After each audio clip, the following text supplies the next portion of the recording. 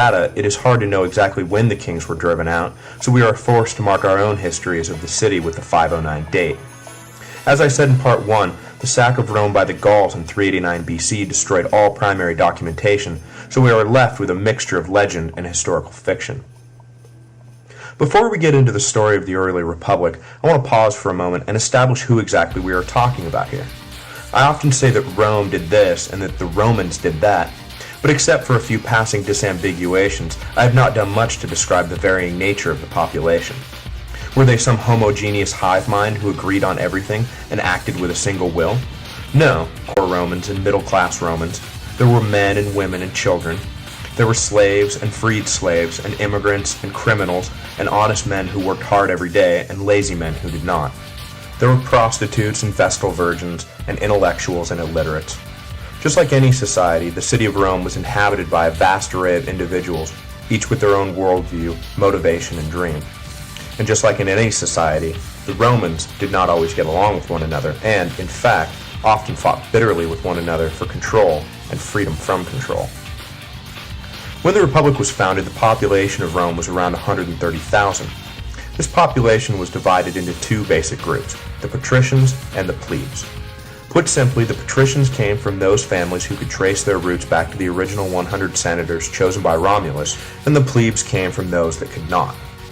Generally speaking, the distinction between patrician and plebe also followed economic class divisions, though, as we will see, it was never that simple.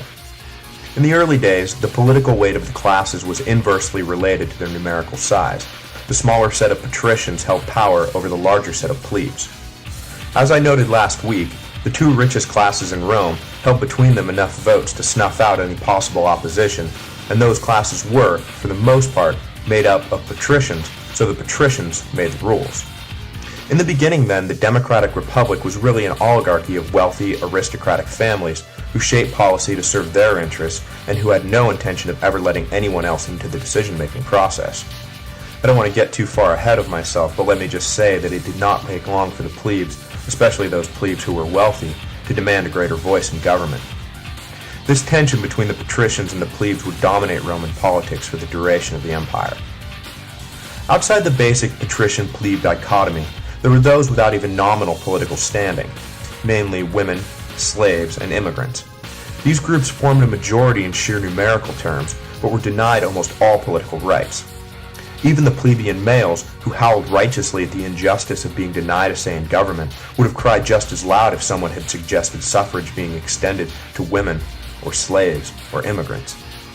The idea would have been beyond comprehension.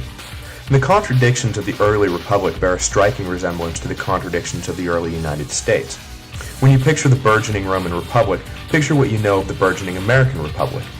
The United States, though rhetorically cloaked in the language of freedom and equality, allowed only white, landowning males to vote. Eventually, the propertyless men agitated against the injustice of an oligarchical elite trampling on their freedoms and earned the same right, but women and blacks and Indians and the new immigrants were left out in the cold, present but unheard.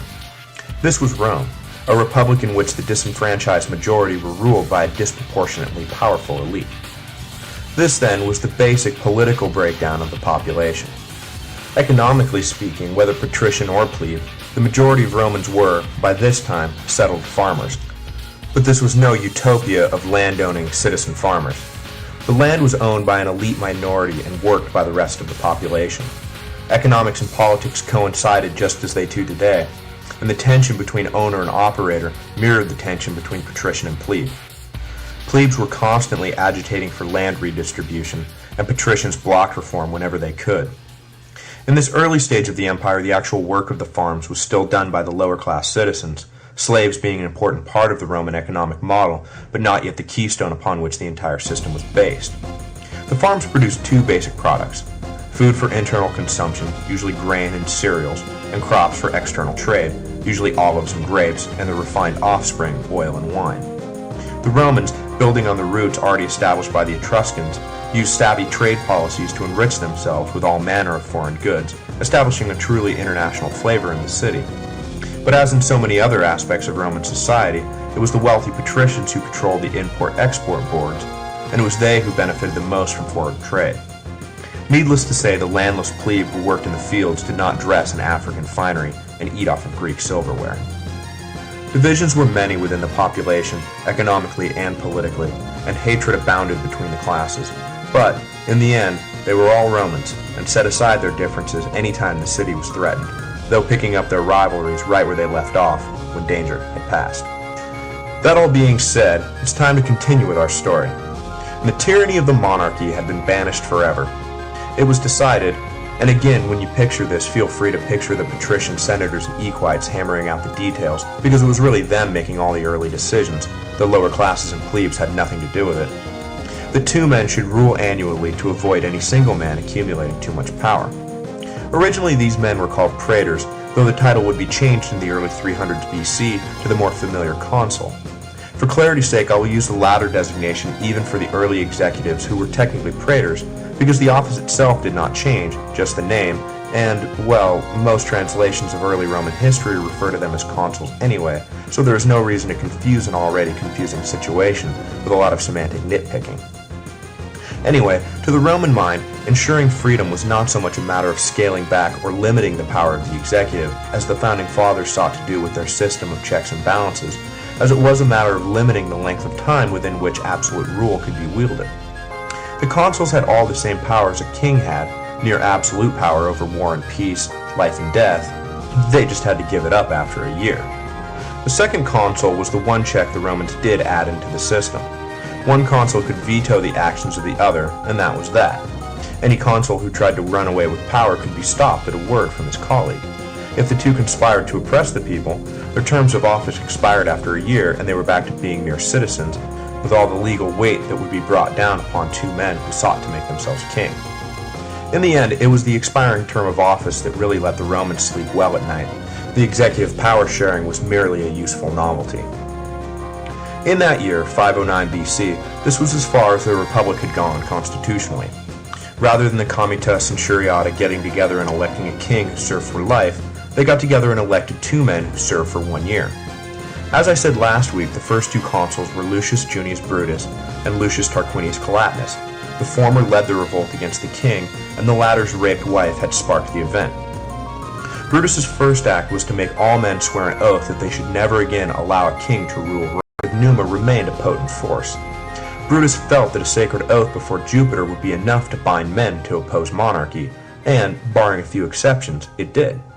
The Romans did not mess around with their oaths. There was, however, an immediate problem. Collatinus, you will note, bore the hated moniker Tarquinius, being a relative of the overthrown king. The population, jittery in their newfound freedom, worried that lust for power was an inborn trait of the Tarquins, and immediately regretted their election of Collatinus, despite the fact that he had helped lead the revolution and vocally denounced his cousins. When pressed, though, Collatinus agreed, for the sake of the stability and viability of the new republic, to resign the consulship, even though everyone agreed it was completely ridiculous to ask him to do so. In his place, another one of the ringleaders of the revolt was elected, Publius Valerius, who will, in a moment, earn the honorarium Publicola, or Friend of the People, for his service to Rome. Students of American history will immediately recognize Publius's name. The Federalist Papers, written by James Madison, Alexander Hamilton, and John Jay, in defense of the newly written Constitution, appeared in print under the pseudonym Publius in honor of this consul's role in securing Rome's new republic. Publius is often cited as being one of the original consuls of Rome, but we should not forget Collatinus and his selfless resignation in the face of baseless and superficial fears for the sake of his country's freedom. The first threat the new republic faced was the first threat all successful revolutions face, namely, counter-revolution. There were more than a few Romans who had lived just fine under the kings and were in no mood to lose their privileged place in society. A collection of young nobles, including 2 sons of the consul Brutus, conspired with envoys of the exiled King Tarquin to betray the city to him and reinstate the monarchy. The plot was revealed by one of the noble's slaves, and the entire group was arrested. Brutus was shocked to see his own sons involved in the affair, but incontrovertible evidence was produced confirming their guilt. The penalty for treason was severe, and despite his tortured misgivings, Brutus would not stop the sentence from being carried out. The young conspirators were tied to a post, scourged, and then beheaded. Brutus's decision was long lauded by the Romans as a patriotic sacrifice, teaching a moral lesson about putting the welfare of the state before even one's own family. But the ruthlessness of the decision often makes it difficult for us to see the nobility of the act. The second threat the new republic faced was the second threat all successful revolutions face, namely, invasion by an opportunistic enemy trying to take advantage of a neophyte central government. Tarquin had by this time taken refuge in Veii and pleaded with the nobility there to aid him in reconquering Rome. He argued that the virus of republicanism might infect Etruria and wipe out all the royal families in the region. The nobles of Veii were indeed worried about their subjects catching the freedom bug and, believing that Rome's leadership would be shaky and disjointed without a strong king in charge, agreed to aid Tarquin and attacked. However, to the surprise and consternation of Tarquin and the Veiites, Brutus and Publius proved to be extremely capable commanders, routing the army from Veii easily. The battle was not without tragedy for the Romans, though. In the middle of the fight, Brutus, liberator of Rome, was killed. His body was borne back to the city, and Rome went into mourning for a full year. Publius now stood alone, and, like Collatinus before him, soon fell under suspicion by the fickle and paranoid masses. After the battle with the Veiites, Publius began construction on a home atop the Velia, a ridge jutting from the north side of the Palatine Hill. The people suspected him of making a fortress from which he could safely enslave them all. Publius caught wind of the sentiment and called a mass meeting, shaming the populace for their irrational fears and announcing that if it worried them so much, he would move his home to the bottom of the hill, where they could all keep watch on him. He further used the opportunity provided by the meeting to propose 2 new laws, which made him a hero to the now assuaged masses and earned him the aforementioned title Publicola. The 2 laws are famous even to this day. The first stated that any man who tried to make himself king could be killed at any time by any other man without fear of reprisal. And the second stated that any decision by the magistrates could be appealed to the people's assemblies.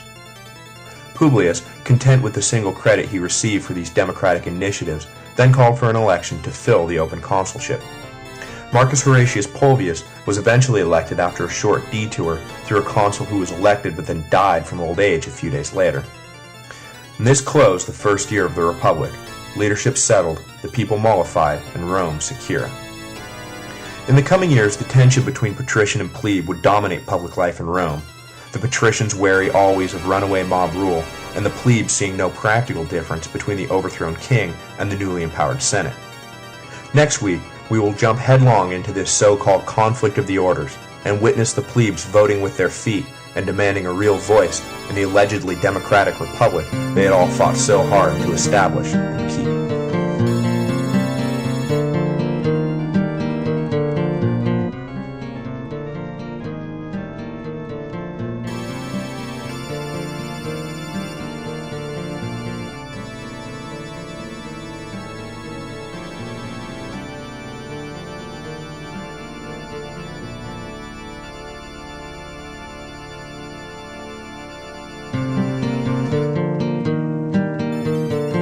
Hello, and welcome to the History of Rome.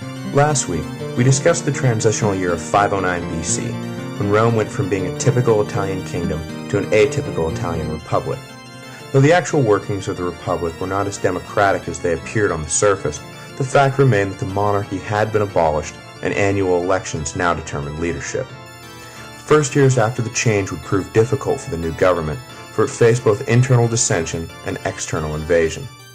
Those years would see the final defeat of the Tarquins, the resubduing of Latium, and finally the extension of political rights to the plebes with the creation of the office of tribune, the plebeian answer to the patrician consul.